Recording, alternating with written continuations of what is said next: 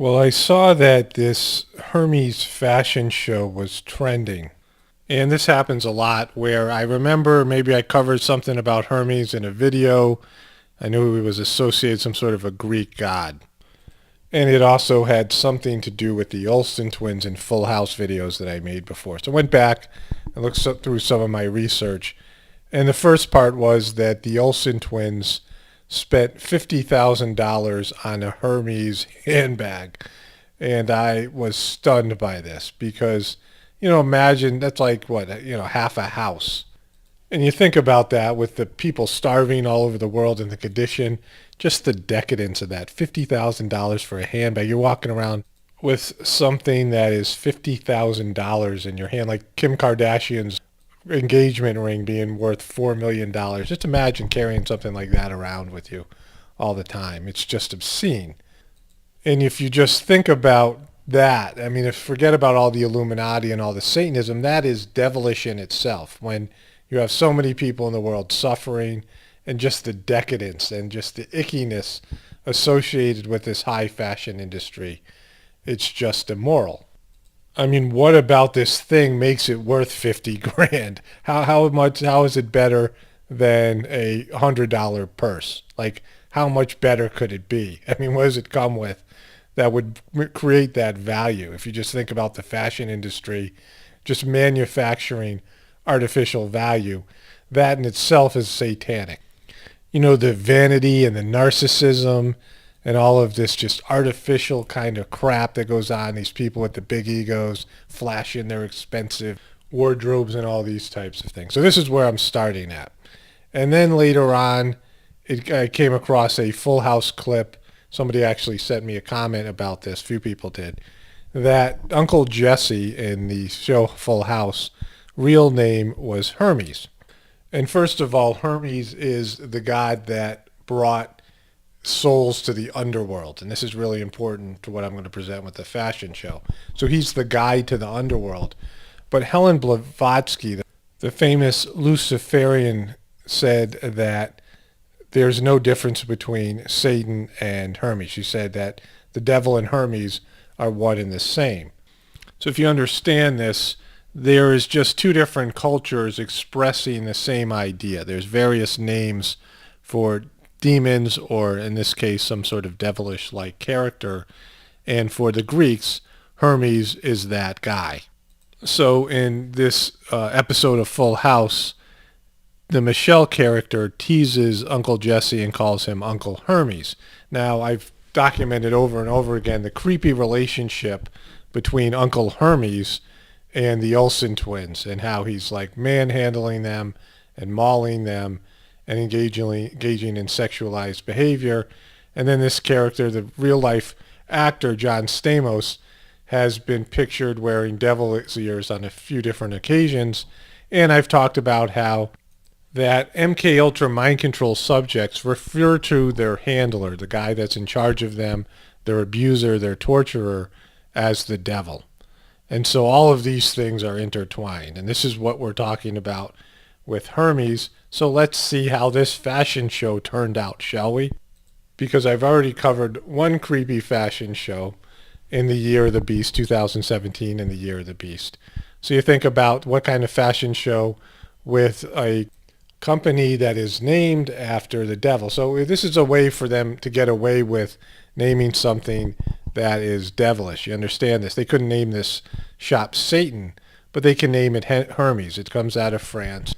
And on their website, their tagline is "Dive into the world of Hermes," which is hell. Dive into hell. And here we go with the fashion show because it has everything I talk about. So just to start off with, for whatever reason, there is an Adobe ad, and it pictures a woman with a black butterfly over her eyes. And that's creepy, like where she's wearing a mask of a butterfly, even though this is random and somehow YouTube puts this ad up associated with this fashion show. You can't ignore the MK Ultra mind control reference here. And they come out, and this is the runway. They have all the reporters and people sitting in the dark like they're in the underworld, reaching out and trying to grab these living young women as they walk through. You know, these predators, these spiritual vampires, these souls lost in the underworld. It already starts out creepy, and I go, oh, this is going to be just another 2017 Year of the Beast nightmare thing. And the models come around this corner in the back of the stage, and then they walk this line into this dark sort of world through these, I don't know, these soul-sucking vampires. And then as they go through, there's all these twisted and split screen type imagery. And we've talked about this. This is always, to me, a reference to MK Ultra mind control subjects. And these models, the modeling industry is just full of them. And they have split personalities and just these fractured personalities. And they've fractured the camera angles, and they walk through, and it's all dark and black, and the clothes that they're wearing, it's just overall depressing. And then they split the screen to go where the head of the model is in the underworld. And they've split the floor so that it looks like there's some sort of hellish-like underworld underneath. The body is in the upper portion of this hellish environment where the head of the models are now underground. It's really creepy. The whole thing's creepy. The way the models are being is creepy. And there's all these split screens again with the underworld. And then the finale of the show is the models come walking through, and now they split the runway into 3 parts. And that gives this sort of twisted image as well.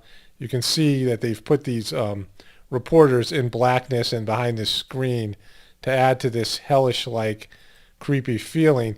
And if you look at these models, they're really skinny. They look like dudes.